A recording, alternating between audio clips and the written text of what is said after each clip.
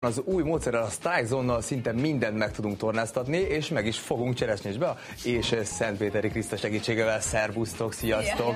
Strike Zone, hát ez kicsit olyan küzdősportosnak hangzik, strike támadás, lezúzás. Ilyen vadok vagytok, csajok?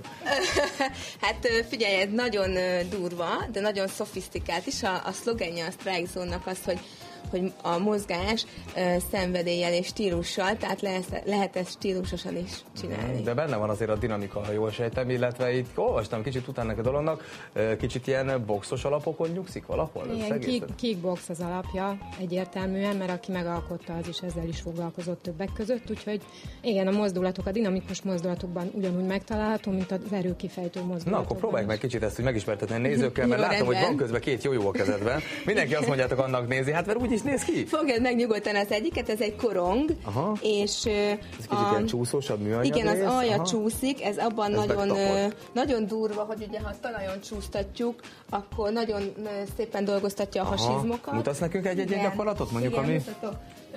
Tehát bármilyen olyan gyakorlat, aminél ellenállást kell kifejtened, illetve bármilyen olyan ülő gyakorlat, amikor téged segít abban, hogy a törzsed egyik pontját egyik oldalról a másikra el tud. Súly, de jó, és akkor gyakorlatilag a testemnek a súlyát kell ellentartanom vele, illetve visszahoznom pozícióval. Azért ez egy elég masszív, tehát elég nehéz súlyzós gyakorlat. Nehéznek tűnik, viszont könnyíti azt a gyakorlatot, amit el szeretnénk végezni, és hatványozottan érinti a hasüreg izmainak a területét, ami a mindennapi életnek egy nagyon fontos része, csak így valahogy az óráinkon erről néha elfeledkezünk. Hát igen, vagy sokszor inkább mindenki koncentráltabb volt, most bicepsze van, aztán a többivel nem is foglalkozik. Így van. És az állógyakorlatoknál, mert mondtad, hogy kickbox, hát ez egyelőre birkózás volt inkább. Igen, tehát a Kriszti lehet, hogy talán mondani fogja közben, miközben csinálom, hogy hány fázisból áll. Igen, 4 fázisból áll. Ez a dinamikus része, amit most a Bea mutat. Először bemutatja az alapgyakorlatot, és utána erőt visz bele, amitől nagyon dinamikus lesz. És igen, pörgős, ezt azért úgy mondhatom, mert egy-egy fázis 12 percből áll, igazából az óra 4x12 perc, és hát halálos. Azért akkor tényleg rendesen mindent megdolgoztat. Igen. Látszik is rajtatok, úgyhogy ez nincsen gond.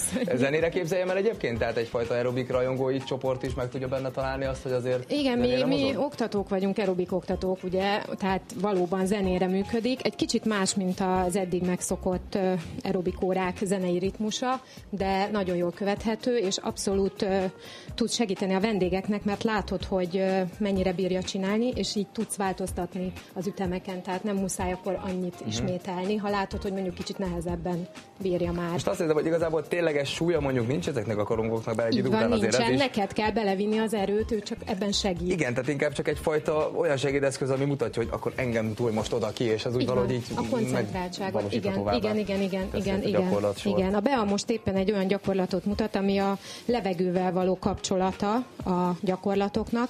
Ez már a harmadik része, és ez egy ilyen lebegő, a Body and Mind típusában, stílusában, így van, és ez szerintem már egy elég haladott. Már egy haladóbb gyakorlat. Így van, tehát azok, akik mondjuk nincsen megkötve, hogy ki csinálhatja. Azt akartam kérdezni, hogy lehet ezt elkezdeni, azért ti nagyon jó formában vagytok, tehát én még meg tudnám csinálni, persze, de egy idő után lehet, hogy mondjuk azt mondom, hogy saját testsúlyomhoz képest hamarabb elfáradnék szerintem, mint ti, mert elég speciális gyakorlatok. Igen, hát... Mondjuk ez nem ér.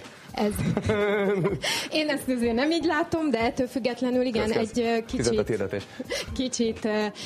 kicsit sem kell félni attól, hogy ezt seniorok is tudják csinálni. Nyilvánvaló más óra felépítéssel, de rájuk is ugyanúgy alkalmazni lehet, de ha bejönnek az órára különböző izomtónusú és felkészült emberek, tehát különbözően felkészült, beállhat, így van, bárki beállhat, csak szép apránként fogja tudni majd megcsinálni, de miután ez egy bemutató, az óra azért úgy épül fel, hogy a gyengébbtől az erősebbik, tehát azért erre figyel. Csoportokra ilyesmi azért figyeltek, hogy ne rögtön egy olyan csapatot kerüljek, ahol már felmennek kézen állásba, szétviszi és még vissza is húzza, csak közben. Nem, ezt mindenki úgy csinálja majd egyre jobban, és addig is pedig az izomzatához mérten, tehát amennyire tudja.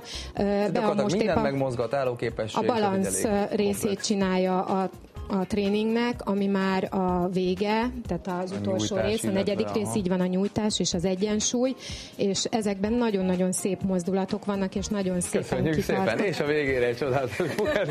Nagyon szívesen. Köszönöm szépen, Kriszti és Bea. Hát akkor csúszkáljanak a korongok, és ti pedig maradjatok ilyen jó formában, önök pedig kezdjenek el sportolni, mert jön a tavasz, ugye, az ember már szeretné kicsit talán jobb formába tudni magát, itt is egy újabb lehetőség.